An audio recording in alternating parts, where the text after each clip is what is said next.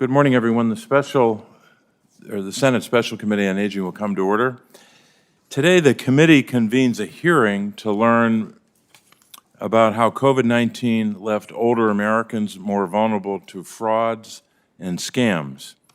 In the early days of the pandemic, many seniors isolated themselves in an effort to avoid contracting the virus, but in the process were cut off from family and friends. Fraudsters saw an opportunity and they pounced. They preyed on the fear and the uncertainty surrounding the disease, as well as the loneliness and isolation that resulted from the pandemic. People were longing for human contact and a friendly voice on the phone or a beckoning message on Facebook. That became harder to turn away from, all of that. At the same time, without regular contact with friends and family, it was easier for small scams to balloon into big scams. So still today, 18 months into the pandemic, federal agencies, state governments, and advocates warn of con artists who will do all of the following. Number one, peddle fake cures for the coronavirus. Number two, charge outrageous prices for protective equipment. And third, seek to steal stimulus checks and unemployment benefits. These types of scenarios, which are exacerbated by the pandemic, are not hypothetical. Today, the committee will hear testimony from Kate Kleinert. Kate's a resident of Glen Olden, Pennsylvania, in Delaware County, southeastern Pennsylvania. Last year, Kate survived a scam in which a con artist defrauded her of tens of thousands of dollars. I want to thank Kate for being with us today. I'll introduce her later more formally, but also I want to say to Kate and to so many others who come here to Congress to testify about something that has happened to them personally, that is an act of courage, and sharing her story will help others. The Federal Trade Commission's data shows that Kate was not alone in the experience that she endured. A theme we will hear from Kate and our other witnesses today is the importance of education in stopping frauds and scams before they start. Stories like Kate's are why I reintroduced the bipartisan Stop Senior Scams Act with Senator Moran, Senate Bill 337. I want to thank Ranking Member Scott for co-sponsoring the bill and others who are working with us. This bill will create an advisory committee to ensure that banks and other businesses have the information and tools they need to train their employees to spot and to speak up about possible senior scams. I was also pleased that the American Rescue Plan that was passed by Democrats in March of this year included funding for the Elder Justice Act to support programs to combat elder abuse, enhance adult protective services, and more. This is one of the many programs that serve as frontline defenses against elder financial exploitation and abuse. In addition, the Aging Committee's annual fraud book, here's the book I'm referring to. This is this year's edition. This provides tips on how older Americans can avoid being scammed. This fraud book also provides lists of consumer watchdogs and law enforcement agencies that can help people who believe they or someone they love may have been scammed. Starting today, this 2020 fraud book, the committee's 2021 fraud book, will be available for download on the Aging Committee's website at aging.senate.gov.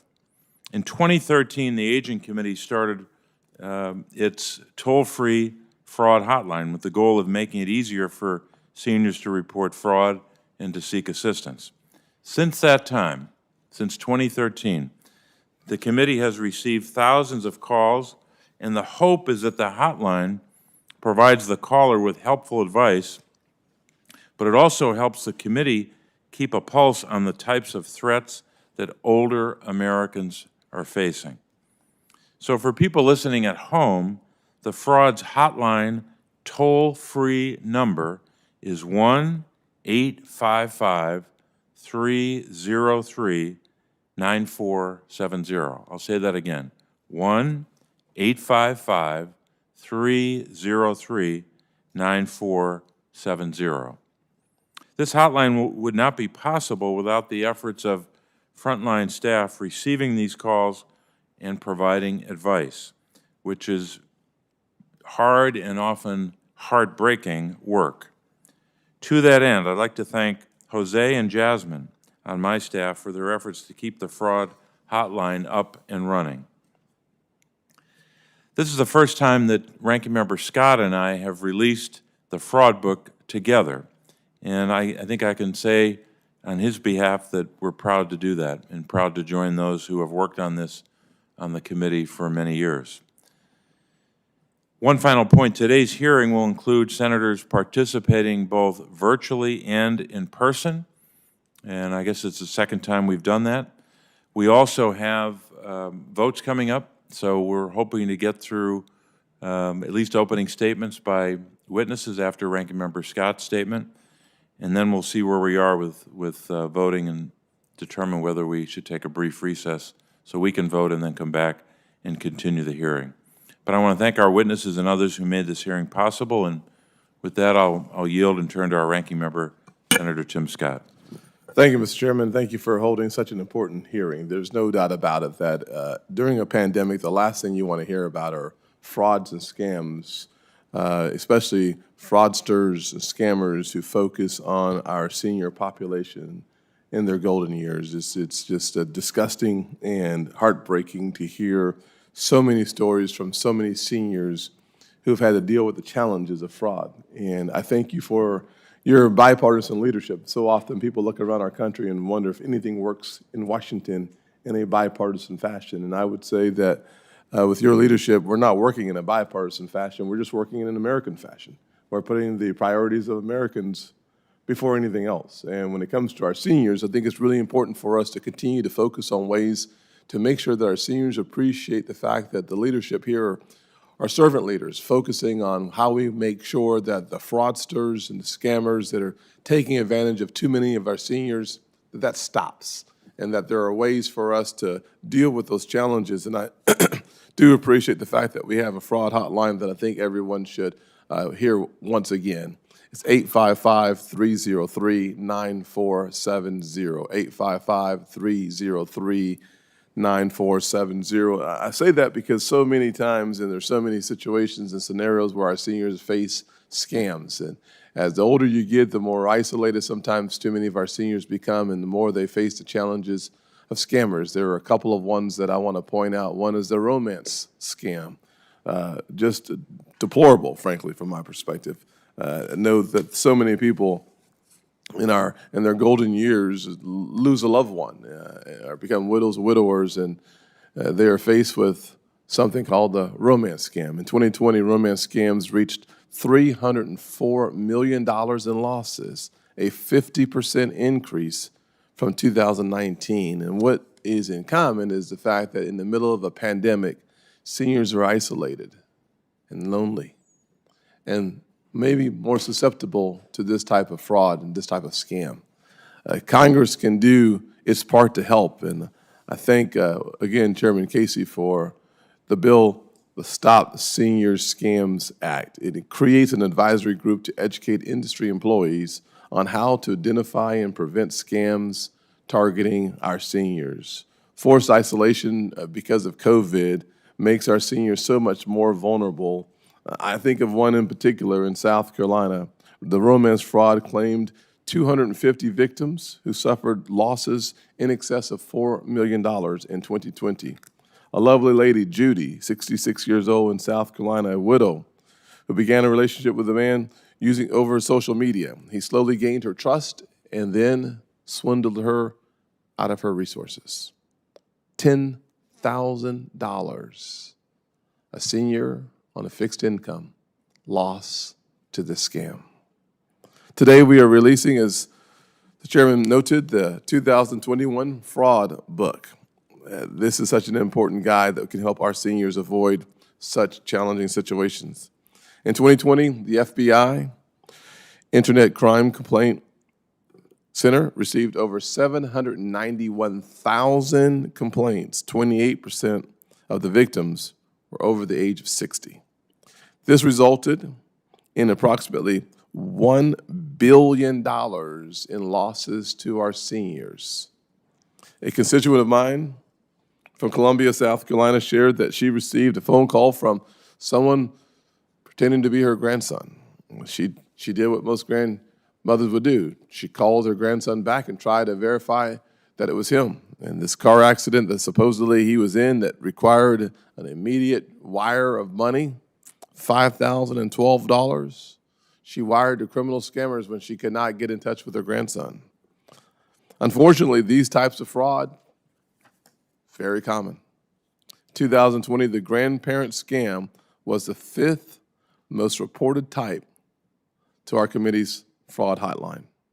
Education and greater awareness are the best ways to make seniors informed consumers.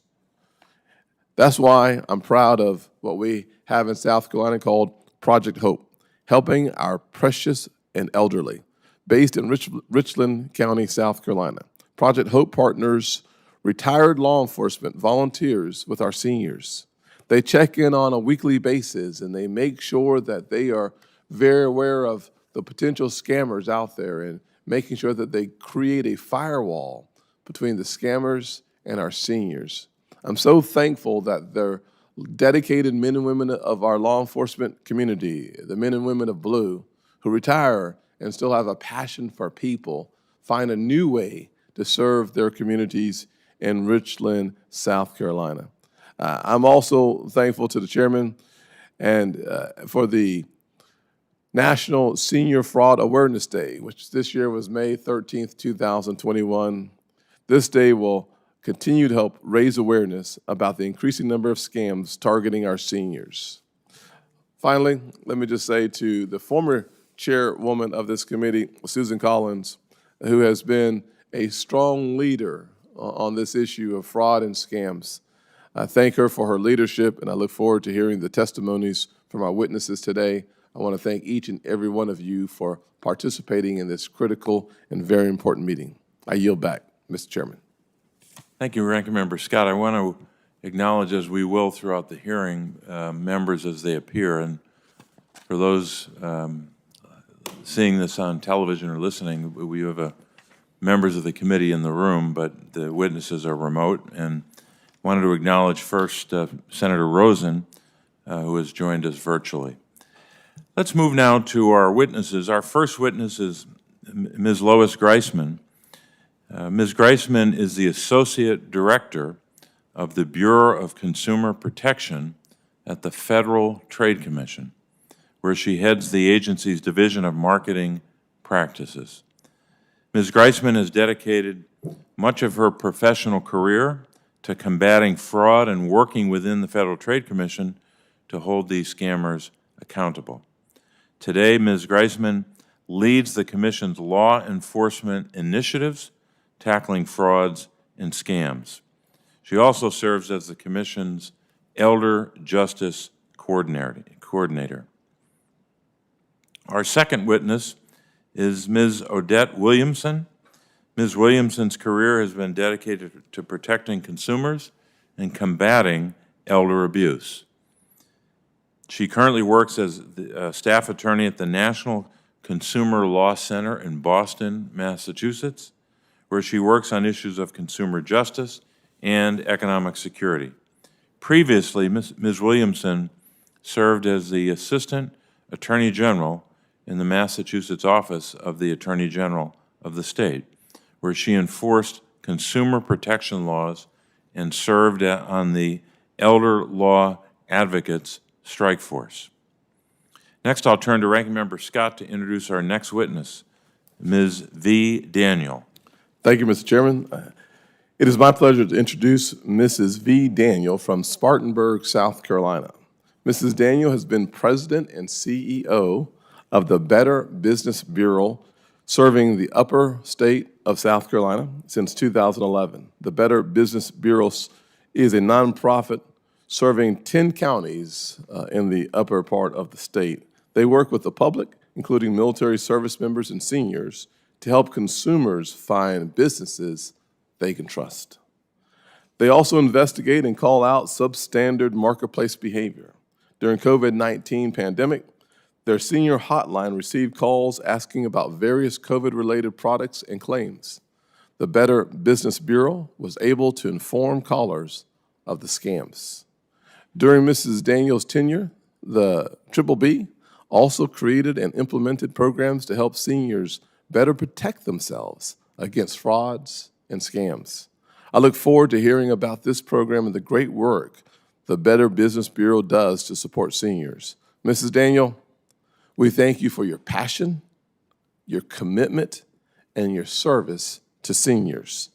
Thank you for taking the time to talk with us today, and I look forward to hearing your whole testimony. Thank you, Mr. Chairman. Thank you, Ranking Member Scott. Finally, I'm pleased to introduce Ms. Kate Kleinert. Kate, who's a resident of Glen Olden, Pennsylvania. That's, as I mentioned, Delaware County in the southeastern corner of our state. Kate retired from her career as an executive secretary for various businesses to take care of her late husband, Bernie, and currently manages public relations for a local author. Over the pandemic, Kate became a survivor of a scam and is now sharing her story to help others understand the emotional and financial toll these scams can take. So let's now move to the witness statements. We'll begin with Ms. Greisman. Ms. Greisman, you may begin.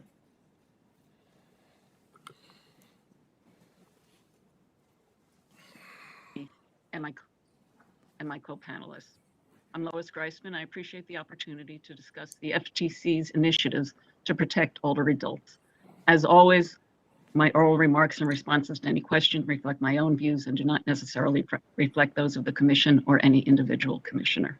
Protecting older adults is a core element of the FTC's work. We know older adults are targeted and adversely affected by a wide range of scams. As many have mentioned, the pandemic has exacerbated that deceptive and unfair marketing and has had a particularly devastating impact on the health and finances of older communities. I want to touch on three areas: data trends, law enforcement, and education. So starting with data trends, in 2020, the FTC's Consumer Sentinel Network logged nearly 5 million reports from consumers. Older adult reporting trends are based upon reports about fraud from consumers who voluntarily identify themselves as over age 60. Three observations. First, as a general matter, younger adults, age 20 to 59, are more likely to report losing money to fraud than older adults. But quite disturbing is that older adults reported much higher individual median losses than did younger adults. And in fact, people aged 80 and above reported the largest median losses. Second, we observed that older adults are more likely than younger adults to lose money to certain types of scams, namely technical support scams, prize and sweepstakes scams, and family and friend impersonation scams. And that last category includes the grandparent scams. Third, the data indicate what types of scams are causing the greatest dollar loss to older adults. One has already been mentioned by you: romance scams, followed by prize sweepstakes scams, and followed by business impersonator scams. The economic harm is enormous.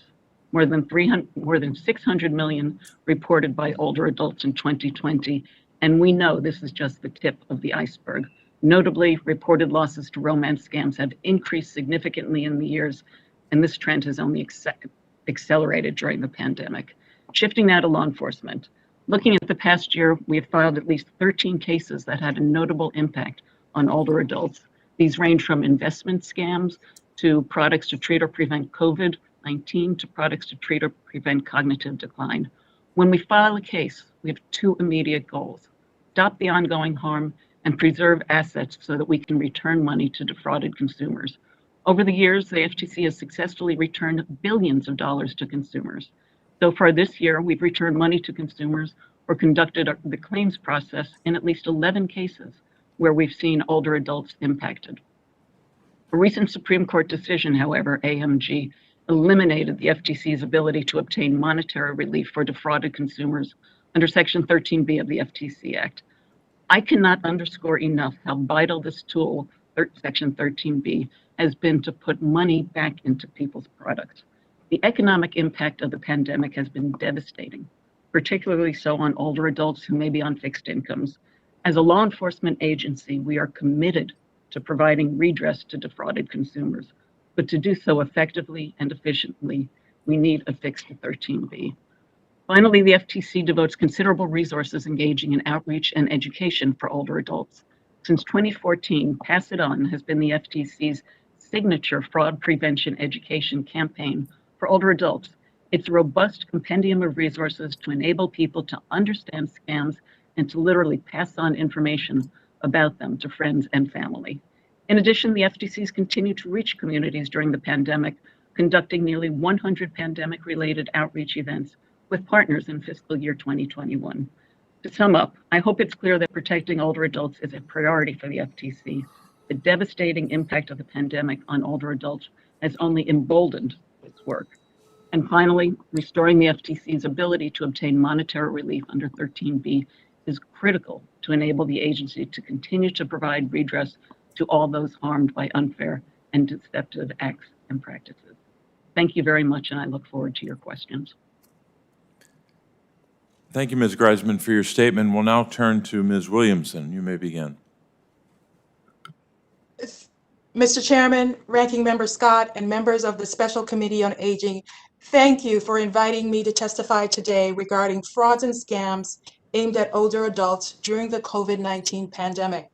I offer my testimony on behalf of low-income clients of the National Consumer Law Center. The National Consumer Law Center uses its expertise on consumer law and energy policy to work for consumer justice and economic security for low-income people. At NCLC, I focus on issues impacting older consumers, provide training through the National Center on Law and Elder Rights, and direct our racial justice initiative. All consumers are vulnerable to frauds and scams, but widespread illness and death combined with the social isolation brought on by the pandemic created fertile ground for the proliferation of scams aimed at older adults. This includes bogus treatment and cures for COVID-19, romance scams, government imposter scams, and fake charities. The list is endless. Scammers are constantly developing new and creative ways to steal money from consumers. Scammers target older adults whom they suspect are lonely, isolated, confused, or financially distressed. Low-income older adults, including those facing eviction, unemployment, and economic uncertainty, are especially at risk as they search for government programs or financial assistance. Older adults in communities that are racially, ethnically, or linguistically isolated face a special challenge. An FTC fraud survey, for example, found that Latinos experience higher rates of fraud than other populations. Scammers purchase ads on Spanish language radio and exploit misinformation and confusion regarding COVID-19 treatments, vaccines, and the availability of financial assistance. Given the disproportionate impact of the pandemic on communities of color, we expect to see further uptick in frauds and scams aimed at these communities. The impact of frauds and scams on older adults is simply devastating. Depending on the amount of money or assets taken, older adults can fall into poverty or homelessness. Scams also impact the emotional and physical health of victims as they struggle to live on fewer resources for food, medicine, and other basic necessities. The financial strain and embarrassment may cause older victims to become fearful, depressed, and even suicidal. The options to recover the money or assets stolen are few. Many scams are not discovered early, and consumers' attempts to stop or reverse payment is often too late or not possible. Scammers are known for the speed with which they redeem gift cards and pick up money wired to them, and consumers are rarely able to retrieve funds sent through these mechanisms. More protections are needed to give consumers a fighting chance to recover money transferred to scammers. New payment systems, such as the peer-to-peer or P2P payment platforms, Venmo and Cash App and others, are being used to facilitate scams. The warnings provided by the payment apps are simply not enough to protect consumers. Rather, Congress should modernize the federal law, the Electronic Funds Transfer Act, to add protections for fraudulently induced payments and consumer errors. Finally, the Federal Reserve Board is in the middle of developing a new P2P payment system called FedNow. However, recently proposed rules for the FedNow program duplicate the problems of existing P2P payment systems by failing to provide consumers with protections against fraud and consumer errors. Financial institutions and payment providers have a responsibility to prevent accounts from being used for scams and other illegal purposes. The Fed must make FedNow a model for other payment systems and must not value speed and convenience at the expense of safety. Older consumers who have suffered the devastating health and economic consequences of the COVID-19 pandemic deserve the highest level of protection from frauds and scams. I thank you for the opportunity to testify today and look forward to your questions. Thank you, Ms. Williamson, for your opening statement. Ms. Daniel, you may begin.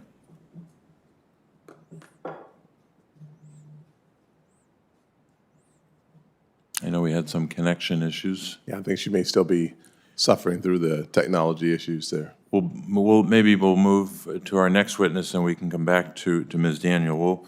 We'll move now to Kate Kleinert.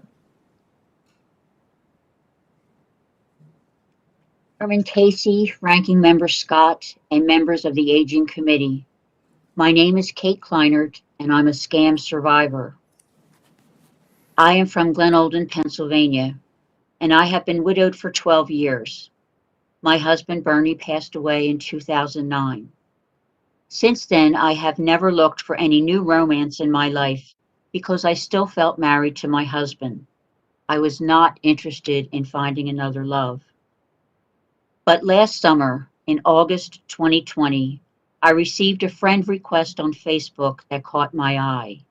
It was, unfortunately, the one in a million that I decided to accept and become friends with. His name is Tony. Well, that's what he told me. We exchanged messages for a number of days, and he told me that he was interested in the same things that he saw on my Facebook page, like dogs and gardening. I thought that was wonderful. We started talking on the phone through an app he had me download. He told me he was a surgeon working in Iraq through a contract with the United Nations, and that he has 2 children, a little boy and a girl. Tony became romantic much more quickly than I did, and I kept trying to put him off, saying we didn't know each other. But Tony had the kids get in touch with me through email, and they started calling me Mom, which is my Achilles heel because I didn't have children of my own. That put me head over heels. The first request for money came from the girl who needed some feminine supplies but was embarrassed to ask her father. I sent her a gift card. I would go to any store, buy a gift card, take a picture of the front, the back, and the receipt, and send her that information through email, and she could use it to make purchases. From then, there was always some kind of an emergency or some urgent need for money. Things became more serious between Tony and I. He wanted to get married. He even asked if I would go out and start looking at houses. I was constantly sending him gift cards, even though now I was using up the last of my husband's life insurance. My savings were gone. I was living on my credit cards, and he was getting what I took from Social Security and my pension. And all this time, only one person, an employee at a drugstore, ever asked me if I knew who I was sending these gift cards to. I kept doing this because he swore to me he would repay me the minute he got back to the States, and even sent me his passwords to his account at Bank of America so I could see his balance, which was a little over $2 million. When he was finally allowed vacation, Tony was going to fly to Philadelphia on December 10th, and I was going to pick him up at the airport. I was so excited. I got all dressed up. My hair was done. My nails were done. I waited all night long. He never called. And even at this point, I never considered that it was a scam. I was just worried about him. Then the next morning, I got a call from a man who said he was Tony's lawyer and said that in Iraq, someone had slipped drugs into Tony's bag and he knew nothing about it, but was arrested at the airport and now needed money for bail. He asked me for $20,000. The lawyer told me to do whatever I could, take out a second mortgage on my home, borrow it from my family, do whatever I could. But I wasn't able to do that. I became suspicious when I asked to meet Tony in person, but the lawyer said that he had been transferred to Oklahoma. I became even more suspicious when Tony started calling me himself 5 or 6 times a day from prison, asking for more gift cards to buy better food. Something wasn't right. By now, I had sent him a total of $39,000, which to some people is not much, but to someone in my position, it's a great deal. I am still paying for that today because I can't get things repaired at the house. I've had no air conditioning this summer. My refrigerator is off and my stove is off. I have been leaning on my sisters and a few friends to get me through this. But the loss that hurts the most was losing his love and losing the family I thought I was going to have and what my new future was going to be. That is much harder to deal with than losing the money. I have since come to find out that all those pictures he sent me of himself were actually a doctor in Spain. I tried to report this to the police, but could not get anyone to listen to me. I also called AARP's fraud number that was in their magazine and got a retired detective who was supportive and encouraged me to share my story.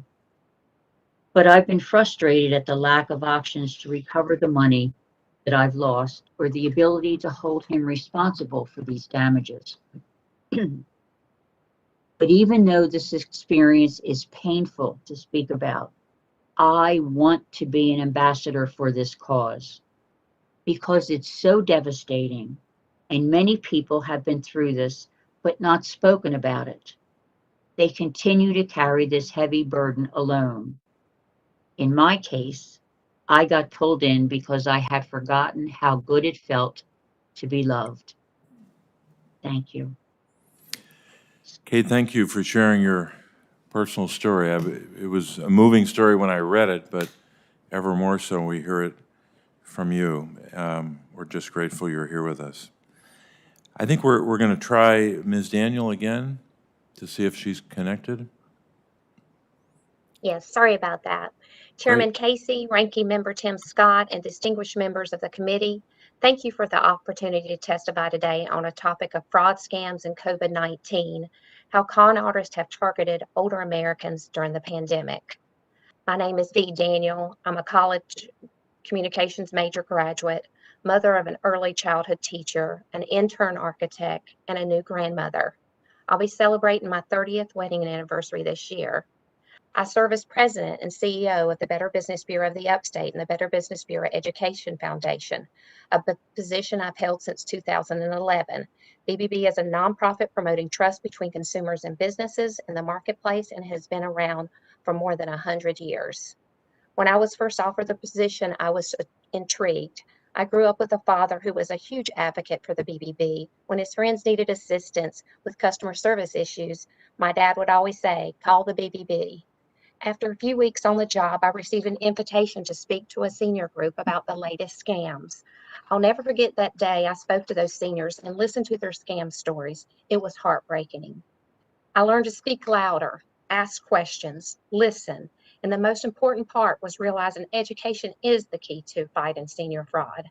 That's when I knew this role with the BBB was the perfect fit for me.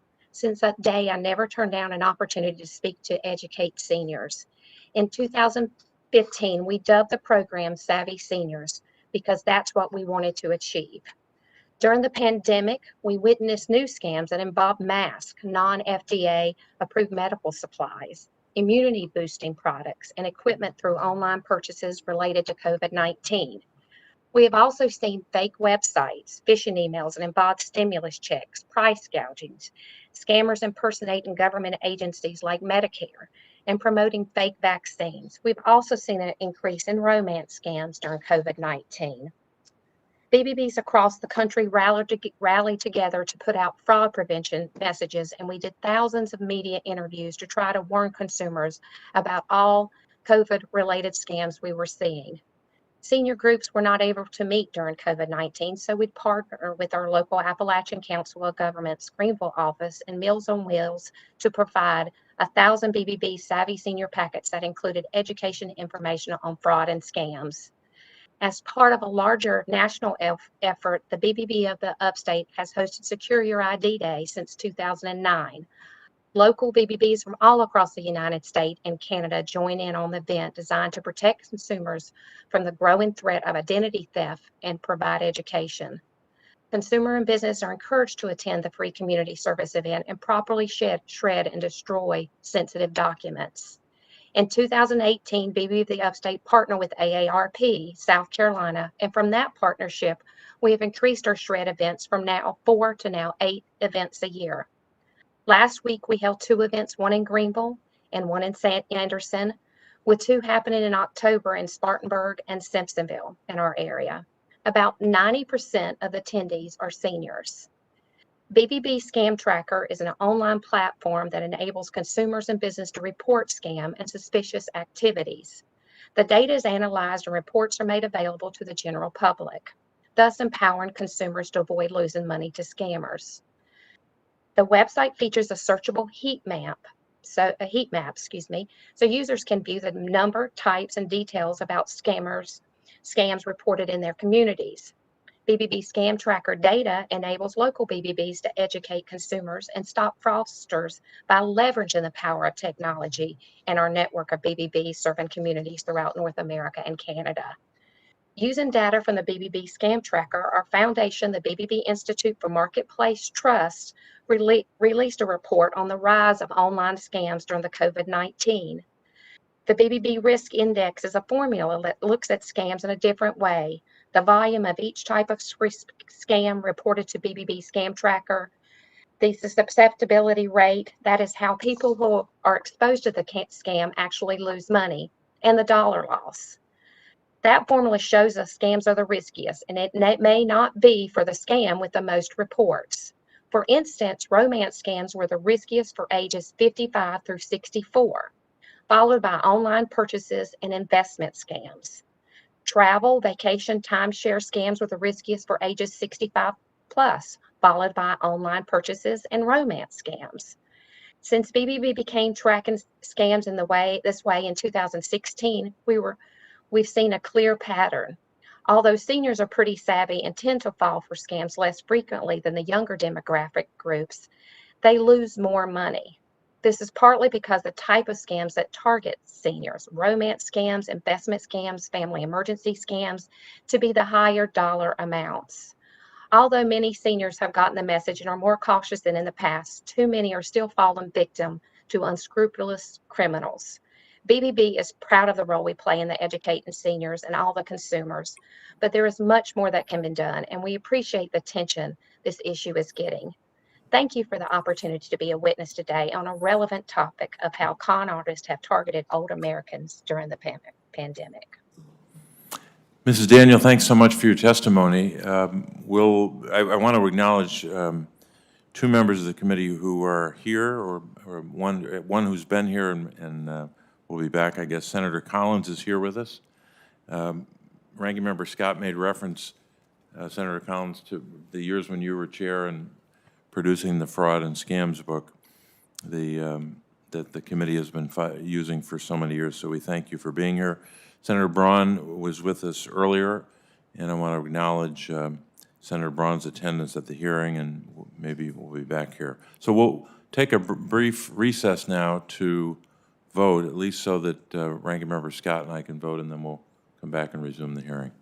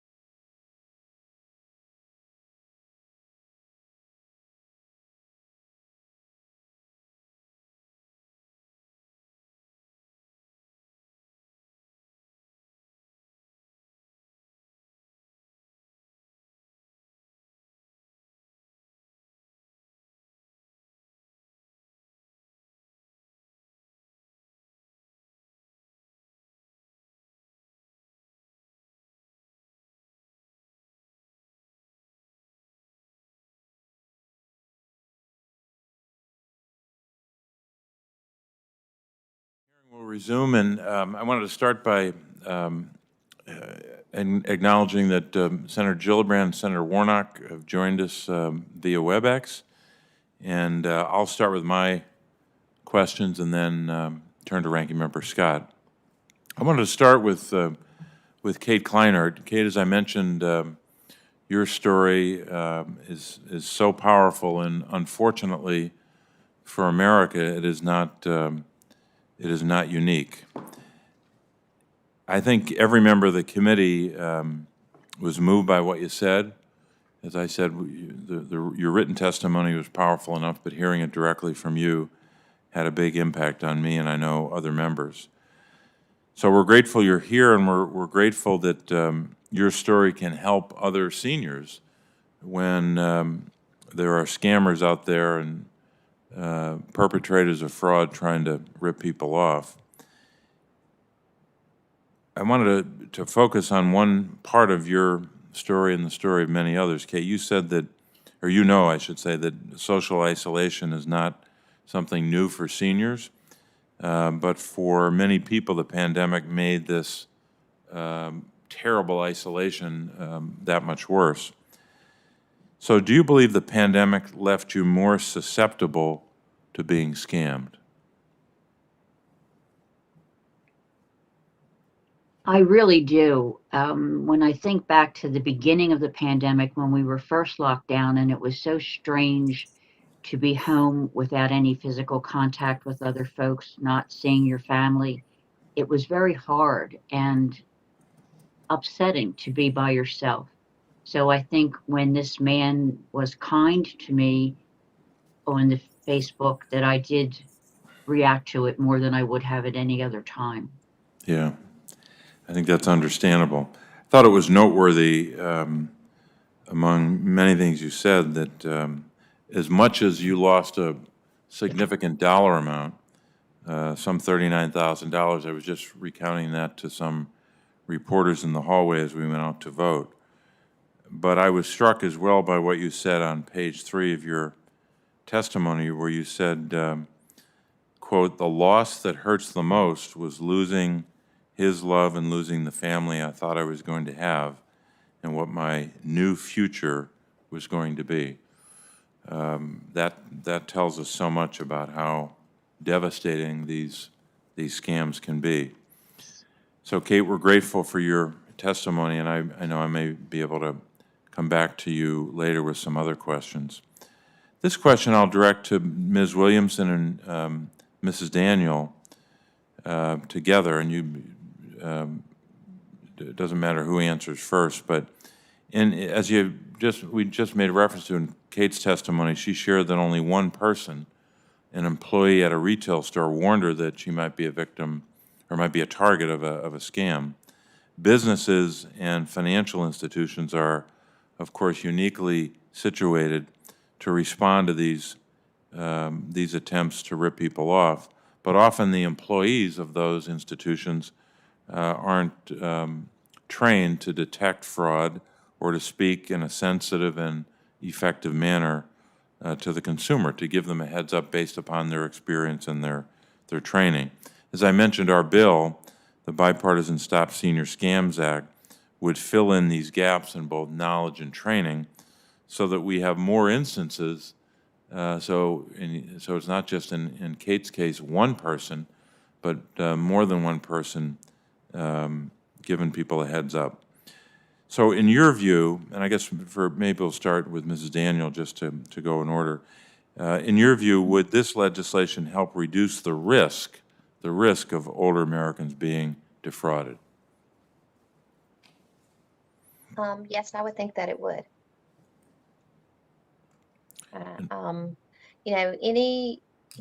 There's lots of reports out there about, with education and everything, but I mean, I think it's very important that with the education and with the risk that we're talking about, I think it would definitely help. I think that during the COVID-19, it was more risky, and it still is because COVID is still going on. So I would say definitely, I think it is.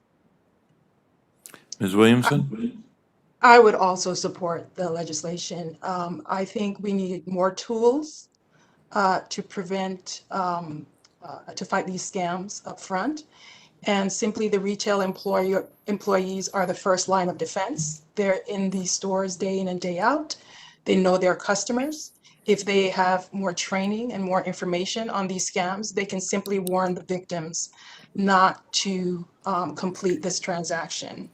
And it's simply better to not have the elder transfer away that money than to try to get that money back on the back end. There are just fewer options to retrieve that money once it is transferred away. Well, thank you very much. I'm just, as you were answering the question, I'm reminded of a story from years ago on this committee where we heard a story about someone who was a target of a scam, and it wasn't until he was in the parking lot of the bank where he was about to transfer money that he got someone to interrupt and say, "You got to think about this before you go into the bank." So the more people that can provide that warning, the better. I'll turn next to Ranking Member Scott. Mr. Chairman, I'll defer my opening questions to my brother from another mother, Senator Scott from Florida.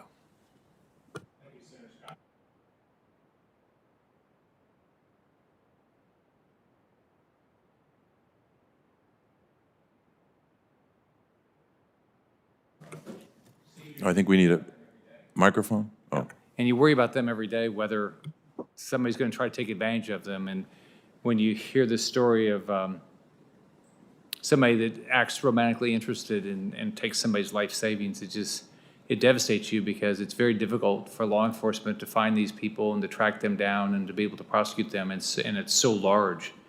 So your heart goes out to people that this happens to. My first question is for Ms. Greisman. First, I want to thank you for your hard work to protect our seniors and everything you do to bring justice to the criminals who take advantage of our older Americans. Are there any additional resources or authorities you and your team need to carry out your mission? Senator Scott, I appreciate the question. The main tool we need back is our ability to effectively, efficiently obtain monetary relief under Section 13B of the Federal Trade Commission Act. A remedy to fix that is what is truly needed, so that we can put money back in people's pockets, money from back to people who are defrauded. Yeah, we've put out information out of our office to get the seniors, to try to get them to do it. Ms.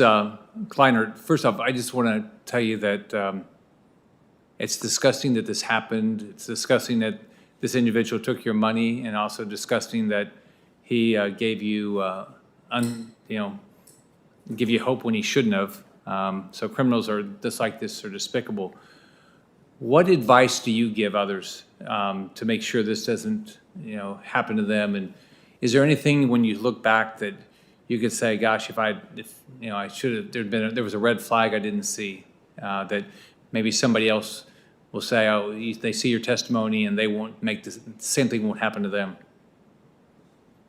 I've really been astonished at the amount of information that's been said today, that things that are out there, programs that are out there, and I knew nothing about them. So I think there's a gap between what's being done and the senior citizens, and we need to close that somehow. I'm not so sure the education of the retail personnel is the way to go. If I'm in the line at a drugstore buying a gift card, and there's a 19-year-old kid behind the cash register with a Santa hat on, I don't think I'm going to listen to him about the dangers of buying that gift card. But I think there needs to be some kind of a pamphlet, a brochure that has statistics, warning signs, and where to go. Not sitting at the cash register to take one if you want one. Not being handed to you by the cashier if he says, "Would you like to have this?" But to be automatically put in the bag when you're purchasing a gift card. Just put it in the bag, people will go home. A lot of them will throw it away, but many more, when they're by themselves, will sit and read this and take it to heart. There has to be more education out there, and it has to be more visible to the senior citizens. Get commercials on the television, show scenarios of scams and how they come about, and tell people that you're not dumb for falling for it, that these people are so sophisticated and so good at what they do that you're not being stupid or making bad decisions by being taken in by these people. They're smarter than you are. Has the, have you gotten much media attention? Has the media been interested in your story? I have been interviewed for a newspaper article earlier in the spring, and AARP asked me to do a podcast. I've done 2 podcasts, but that's been it. Okay. Mrs. V. Daniel, I want to thank you for the work you've done. Do you think that local businesses have the resources they need to educate their staff on potential fraudulent activity? And is there anything else that you think that we ought to be doing to help our small businesses to do a better job to stop this? I think, well, thank you, Senator Scott. Great question. I think there is definitely more education that can be done. As I mentioned, most of our Savvy Seniors are groups, and we do small business webinars, actually to our accredited businesses and non-accredited businesses. But I think there is definitely more education that we can do with small businesses to, alert them, the small business owners and their staffs of the, the prevention tips and what to look out for. So I definitely, in our area, we cover 10 counties. We're a staff of 9, and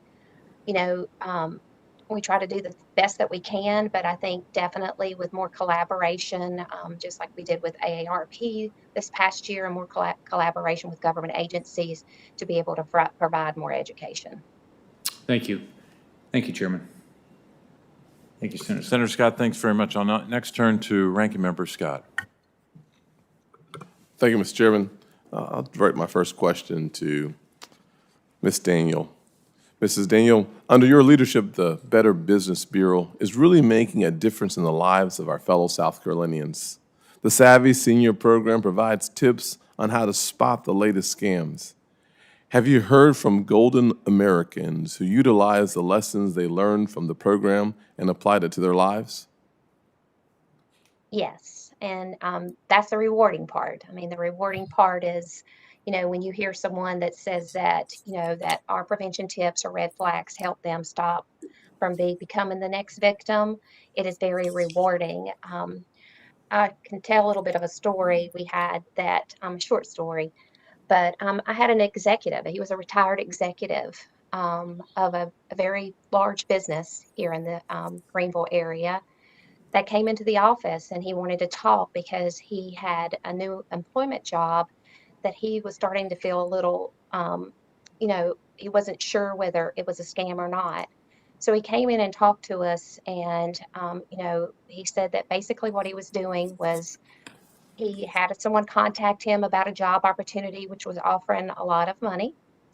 And what he started doing was packaging up items that were shipped to him by his employer, and then he would ship them to someone else.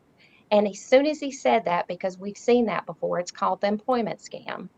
And we just immediately told him, you need to stop. What you're doing is wrong. It's, you should be not making that much money. And then he says, well, I haven't even been paid. And he'd been doing it for a while. So then I said, you need to stop. And he agreed. About a couple weeks later, we heard back from him, and he told me that he got a call from the Mall of America, an investigator from Mall of America, and that what he was doing was wrong because what he was shipping was actually bought from stolen credit cards. Wow. So he called me and he asked me if I would reach out to the guy from Mall of America, the investigator, and so I did. And so I let him know the guy was very up and up. He's a very up and up leader. He was a leader in our community. And, he just got intertwined with something that he thought was right, was wrong. And so there was no charges or anything. And actually, they worked with him later on. We don't really know all the specifics there, but without him coming into the office and talking to us, my worries was he could have been indicted or he could be My in jail goodness. now. So, that's just one example. But thank That's you.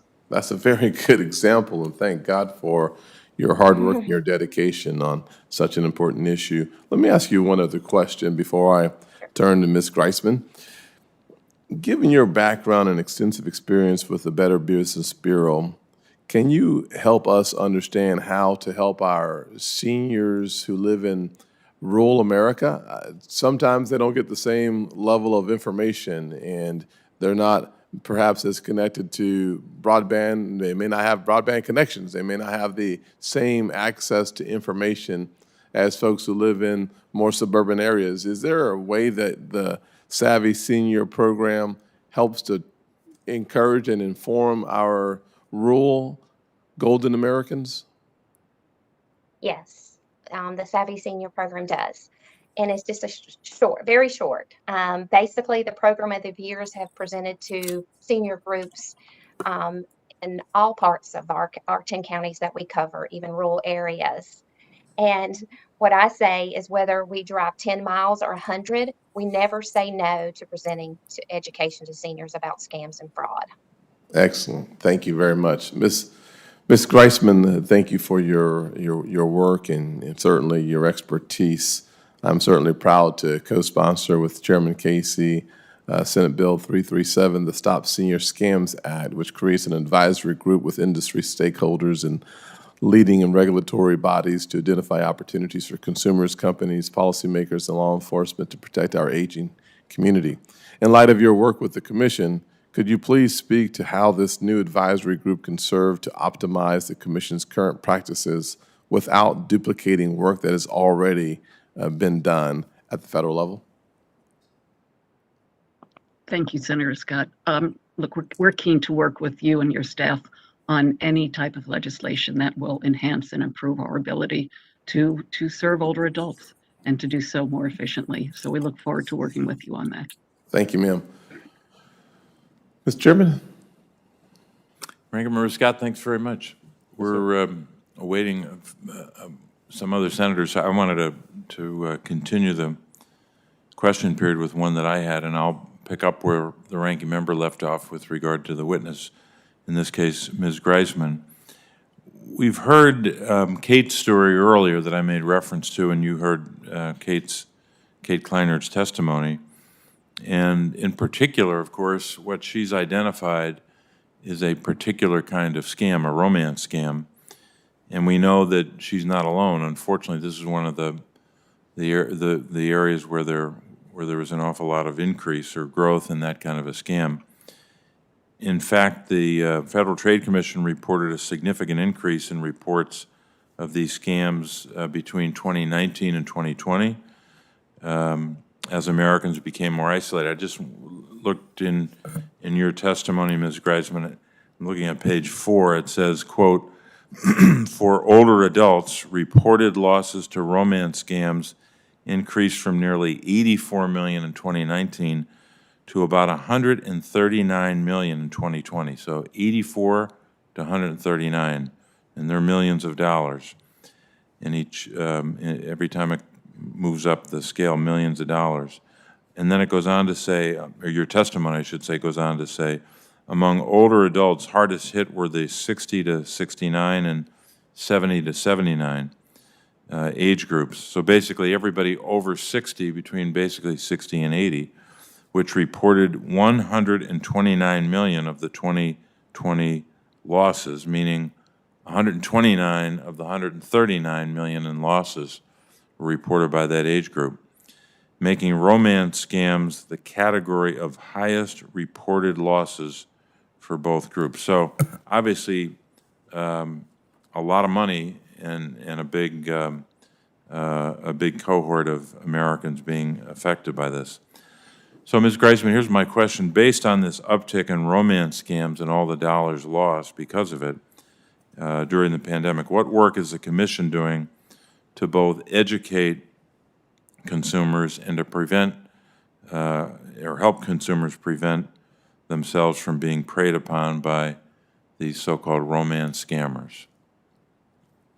Thank you, Chairman.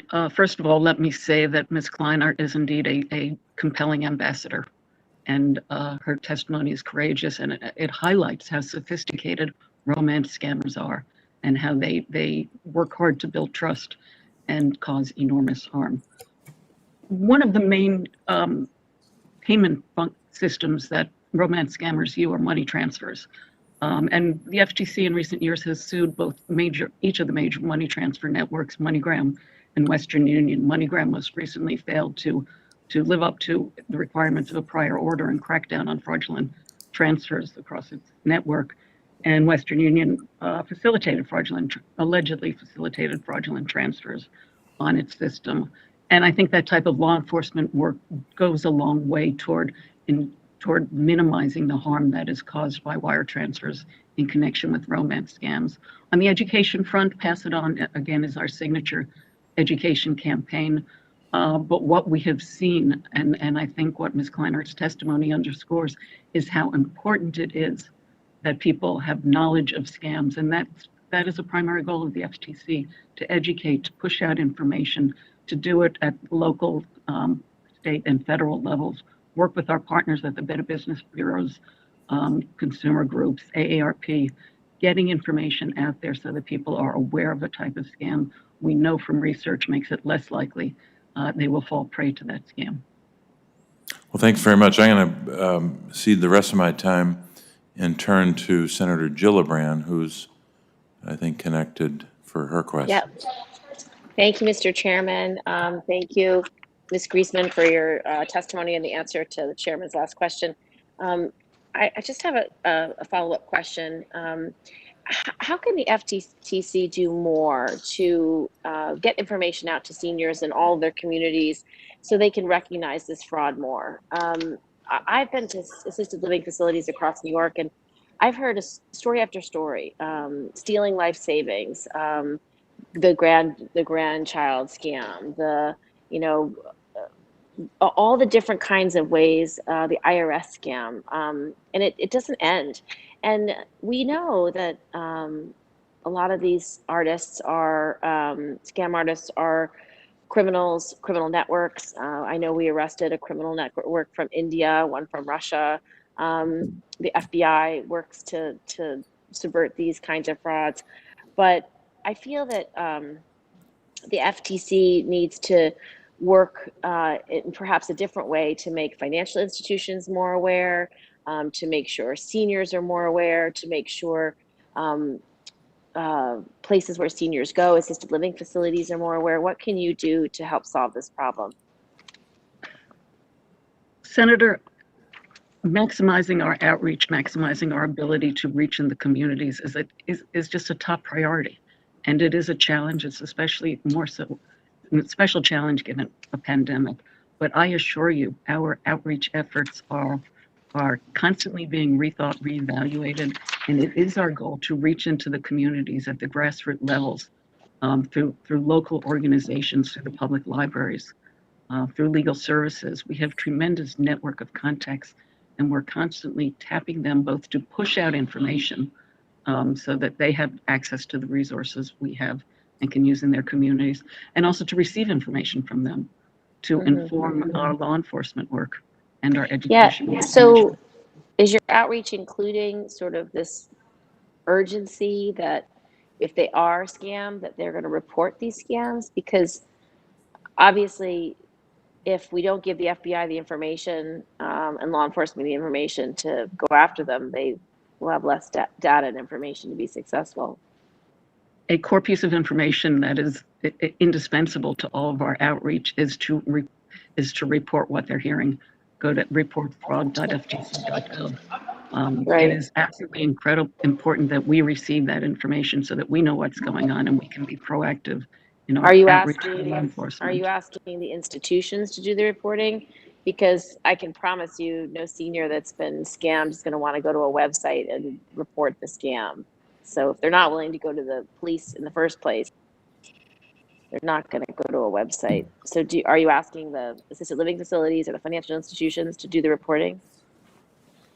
We do receive data from certain contributors in the private sector, such as MoneyGram, Western Union, Better Business Bureaus. I'm not aware that any financial institutions report directly to us, but that's certainly something that we will give thought to. I appreciate it. And Ms. Kleinert, thank you so much for sharing your story. I know it's a horrible, horrible thing, but you are very courageous, and you can prevent what happened to you from happening to other people. Can you tell us what you wish was available for you, or how would you have been able to be warned more effectively? What would have worked for you, and what type of interventions or resources would be helpful for you and your friends? I think we need to get more of this information out to the people. I had no idea where to go. I tried reporting my problem to the police, but couldn't get them to listen to me. So that was very discouraging, and I was giving up at that point. I did call the AARP fraud line and got a very nice man. And that is important too, to have someone who is compassionate and not speaking down to you, not talking to you like you're senile and can't make good decisions, because that isn't true. But Right. you already feel that way anyway by yourself. Yep. You don't need someone else reinforcing that. Yeah. So And to be honest, Ms. Kleiner, these are highly sophisticated criminals. yes, This criminal enterprise of senior fraud is worth hundreds of billions of dollars every year. It is not a small thing. And you guys are their primary targets because seniors together have over $1 trillion of assets. So you are a ripe, very rich target for these criminal networks. So I guess what you're saying is you'd like law enforcement to be better informed, so they could have put you in touch with the right people, police departments. So that yes. might be a way, Ms. Griesman, to reach out to law enforcement so that the FTC can actually brief every police department in America, over the next several years would be great, because, if Ms. Kleinert has an instinct to report this to the police and the police make fun of her or don't take her seriously or say, well, you're stupid, then not only does Ms. Kleinert not get justice or doesn't get to effectively report, but it's going to make her feel that it was her fault. And that's exactly the opposite of the nature of these crimes. They are highly sophisticated adversaries who are doing everything they can to steal resources. Is that something the FTC can do, Ms. Griesman? We do work closely with local police offices and have. Have you put together a training for them, like even just a deck of slides for police departments to use to train all police officers? I don't know that we've specifically done a training for police officers, but we do have a toolkit actually on stopping gift card scams.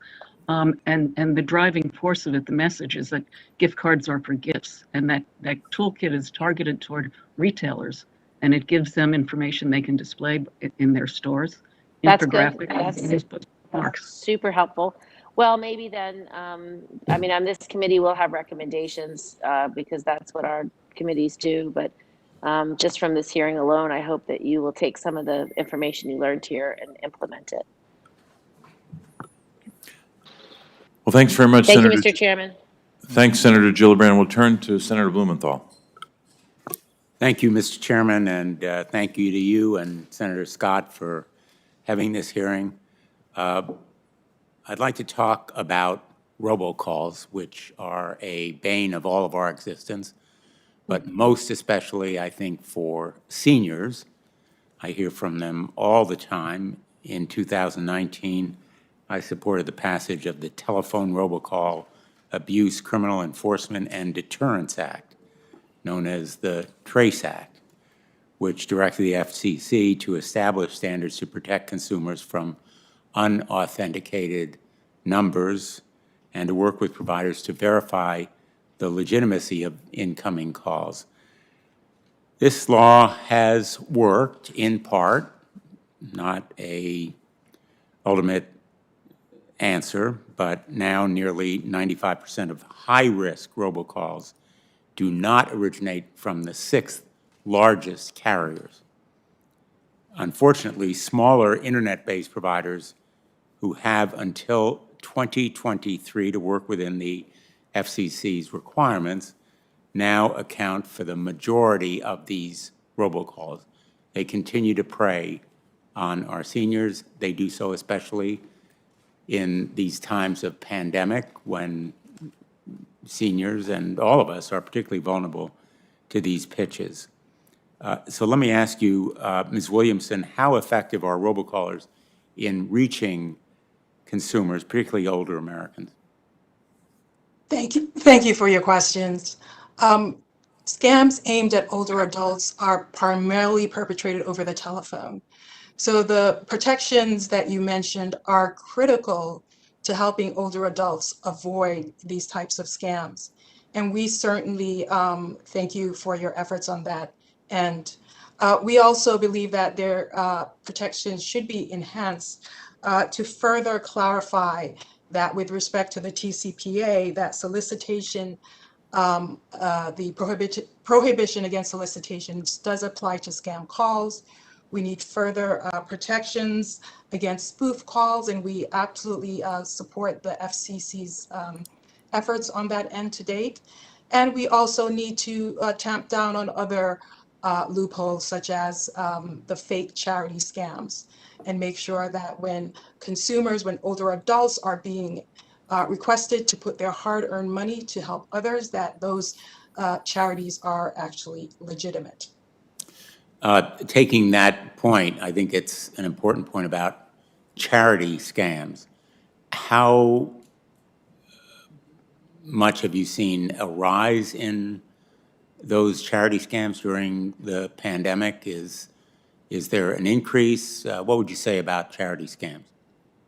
So certainly we don't have data on the charity scams. We just have information that we've heard from consumers and advocates. And what we have heard is that there is indeed an uptick in these types of fake charity scams, that older adults at home, isolated, wanting to help in some way, are being victimized by these types of scams. So we do are looking to put more protections in place to help avoid those types of scams. Do you find that seniors are particularly vulnerable to these scams, as we have found when I was Attorney General in Connecticut, during times of crisis, in cases of natural disaster, whether it's hurricanes, floods, we've seen a lot of both, and other weather events? Is there an increased vulnerability because of those natural disasters? Oh, absolutely. Scammers read the headlines. They follow what's happening, especially if they're outside the United States. They follow, track what is happening in terms of disasters, in terms of other issues coming up in the news, and they tailor their scams to fit those details. So if there is a natural disaster, if there is a fire, flood in an area, they are targeting consumers in those areas. They're targeting older adults.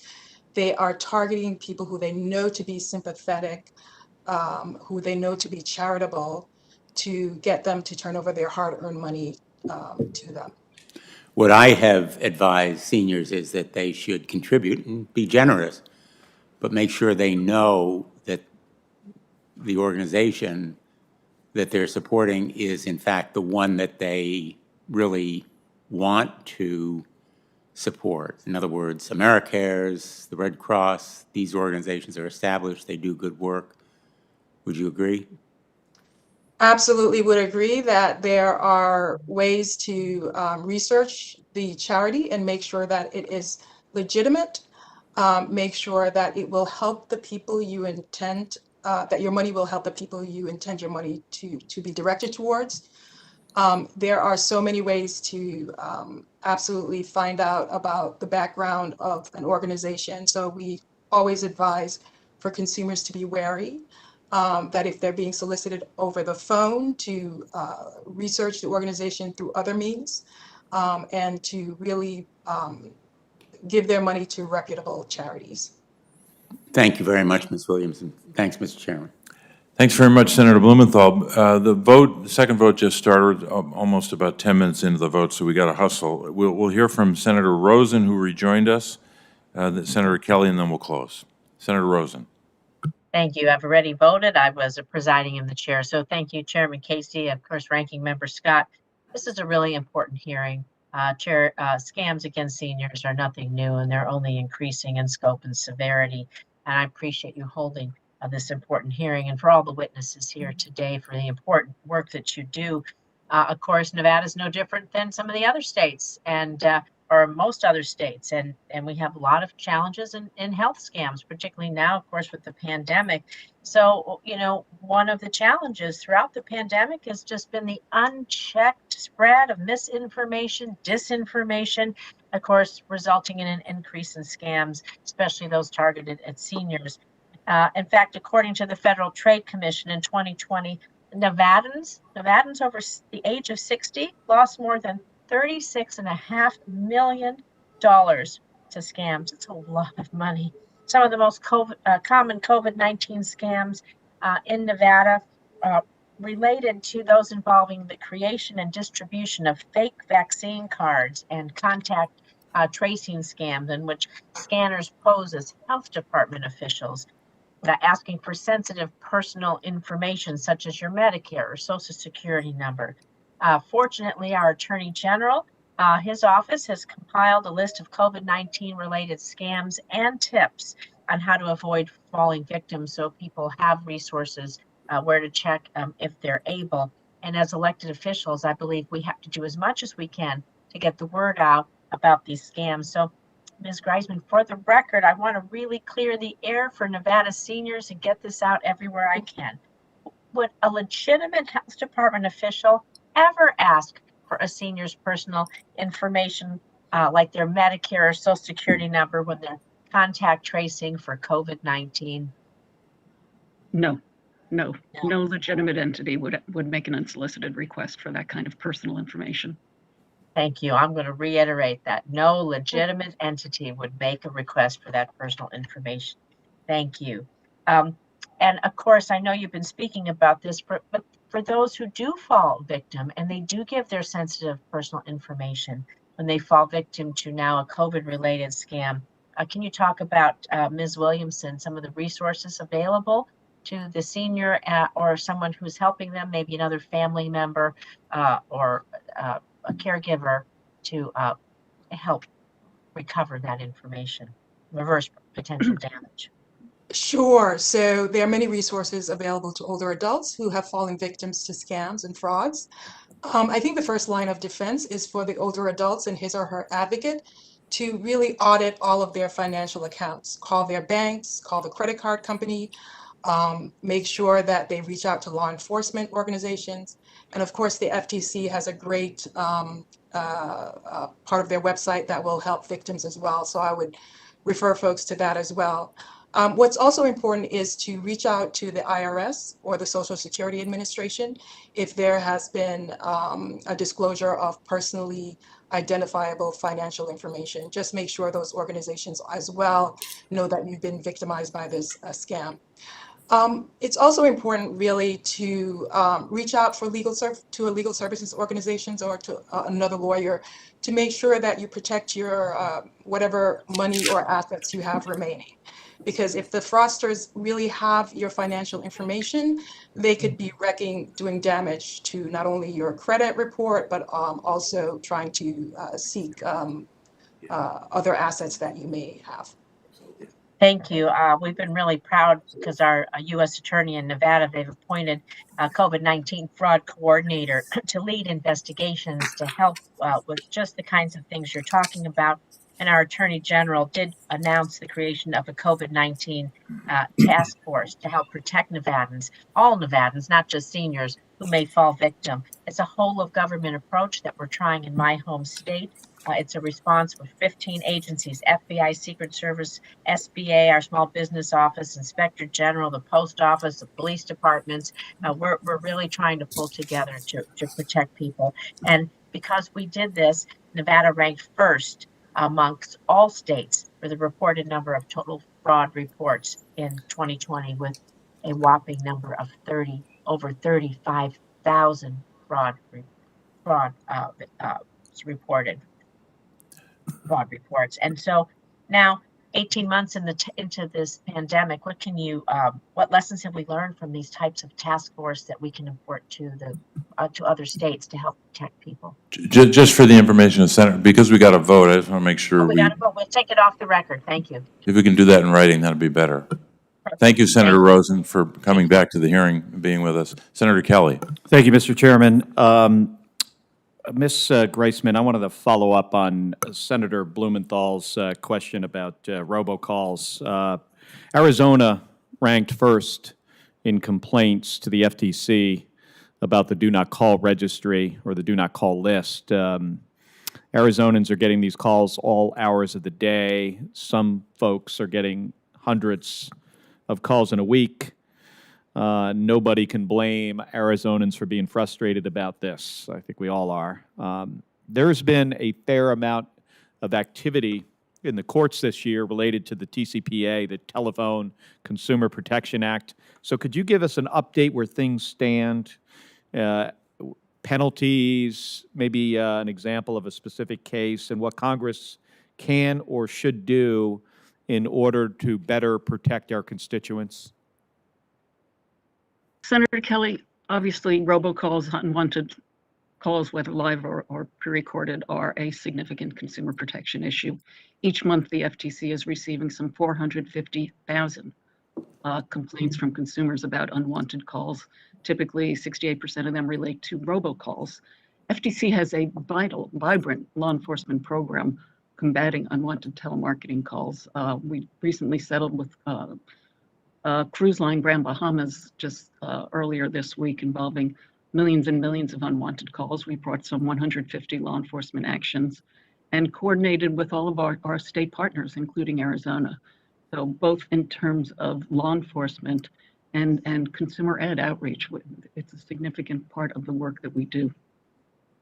Do you know what is the rate of robocalls? Is the number that consumers receiving, is it been lately trending up or down? In terms of what's been reported to us, it's held pretty stable at about 450,000 a month. What we're seeing are the call blocking technologies are working.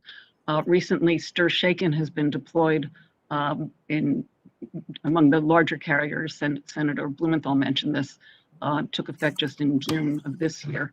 And obviously, a lot of issues remain with those smaller VoIP service providers that Senator Blumenthal also talked about. We've sued a number of them. Our state partners have sued a number of them. Our DOJ has sued them. So there is significant law enforcement work to clamp down on these unwanted calls. We're not there. There's no question about that. But I assure you, we are hard on the issue. Well, please let us know if there's anything you need from Congress here to make your job easier. And thank you, and I yield back the remainder of my time. Thank you, Senator Kelly. In light of the fact that the vote is now into overtime, I think we have to close right now. But I'll be submitting a statement for the record, as I understand Senator Ranking Member Scott will as well. Let me just say this for the record: two things. Number one, we want to thank our witnesses for the testimony they brought to us today on these terrible scams and ways we can prevent them. And for the record, if any senator has additional questions for witnesses or statements to be added, the hearing record will be open for 7 days until Thursday, September 30. Thank you all for being. We are adjourned.